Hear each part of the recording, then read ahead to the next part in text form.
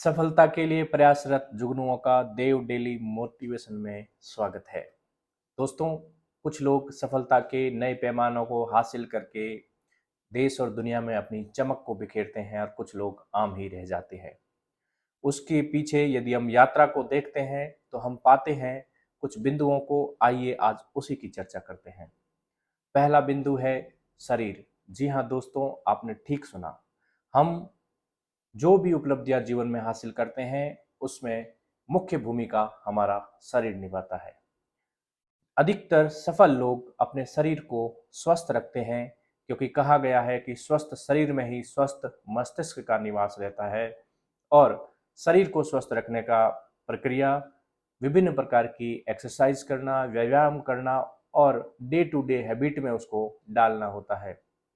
जो भी high achievers हम देखते हैं उसमें से अधिकतर अपने शरीर को निरंतर व्यायाम के माध्यम से, एक्सरसाइज के माध्यम से तरोताजा बनाए रखते हैं।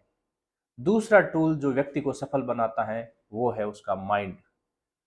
और माइंड का निरंतर उसको गतिशील रखना और तरोताजा रखने का तरीका है ध्यान। चाहे वो नाम जप हो, चाहे सांसों पे ध्यान हो, चाहे विभिन्न प्रकार की ध्यान की प्रक्रियाएं हो जो अलग अलग लेवल पे व्यक्ति करते हैं। ध्यान को करने से व्यक्ति का फोकस बढ़ता है। उसका मस्तिष्क जब शांत रहता है, काम रहता है, तो उसकी सोचने की शक्ति, उसकी उत्पादकता, यह सारी चीजें बढ़ती है और उसको सफलता की ओर लेके जाती है। तो इस प्रकार सफल लोग अपने शरीर को स्वस्थ रखते हैं, सफल लोग अपने मस्तिष्क को तरोताजा रखते हैं। इतना सब होने के बाद में वह अपने सामने एक लॉन्ग टर्म गोल रखते हैं, एक लॉन्ग टर्म लक्ष्य रखते हैं, जिसके माध्यम से वो सफलताओं को प्राप्त करते हैं।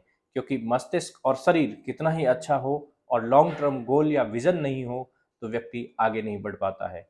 आम व्यक्ति जब आज का, कल का, एक हफ्ते का और एक महीने का सोचता है, वहीं सफल व्यक्ति कई सौ साल, इवन कई साल पहले का देखता है जैसे, और उसी अनुपात में उसकी प्रगति होती है।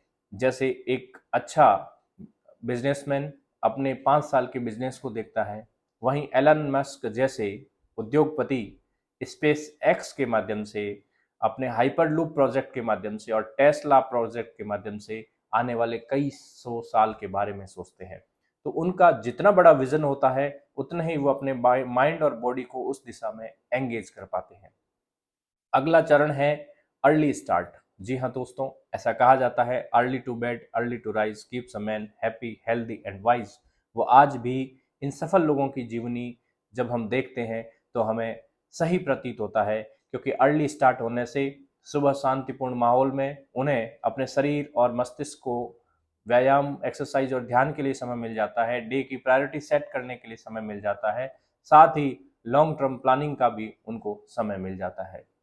इतना सब उनके पास में हेल्दी माइंड है, उनके पास में हेल्दी बॉडी है, उनके पास में एक बहुत अच्छा विजन है, उनके पास में अर्ली स्टार्ट है।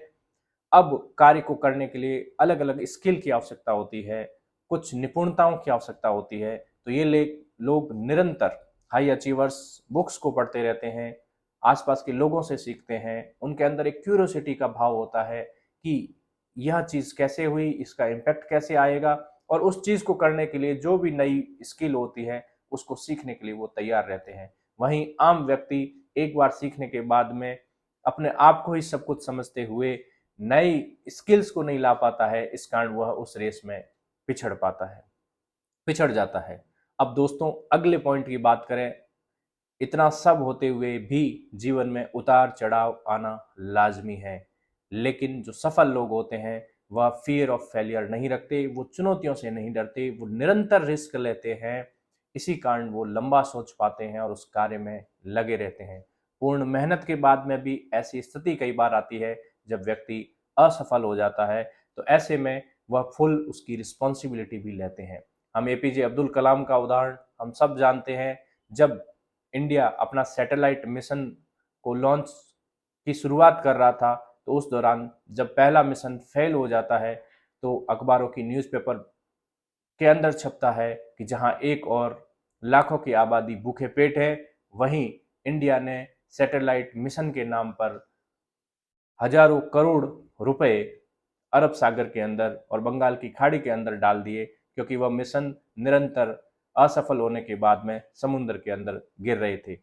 लेकिन जब निरंतर प्रैक्टिस के बाद में जब मिशन सक्सेसफुल हो जाता है, इंडिया का जो सैटेलाइट है वो सफलतापूर्वक जब उस ऑर्बिट के अंदर स्थापित हो जाता है, तो एपीजे अब्दुल कलाम अपने स्टाफ को भेजते हैं प्रेस कॉन्फ्रेंस के लिए। और उससे पहले जितने भी असफल प्रयास हुए थे, तो उसमें APJ Abdul Kalam mission director के तौर पे खुद जाते हैं, अपनी पूरी रिस्पॉन्सिबिलिटी और जिम्मेदारी लेते हैं।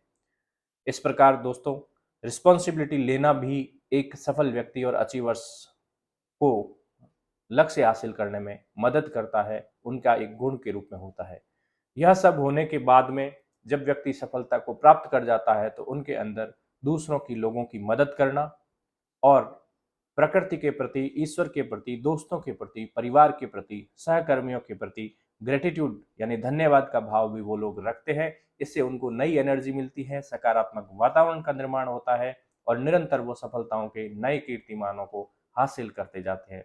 दोस्तों, आज हमने बात की आम व्यक्ति से खास बनने की, और उसमें जो मुख्य भूमिका निभाता है वह है हेल्दी बॉडी, हेल्दी माइंड, एक बड़ा सामने की ओर रखा हुआ विजन, अर्ली डे को स्टार्ट करना, चुनौतियों का हेड ऑन सामना करना, असफलता मिलने पर खुद सामने आकर के रिस्पॉन्सिबिलिटी लेना, और जो लोग भी सहायक की भूमिका निभाते हैं उनके प्रति ग्रेटिट्यूड और आभार का भाव रखना। तो दोस्तों, ये बिंदु थे सफल और असफल। आइए इम्प्लीमेंट करते हैं हमारे दैनिक जीवन में भी और बढ़ते हैं आगे। मिलते हैं फिर नए वीडियो के साथ। Thank you.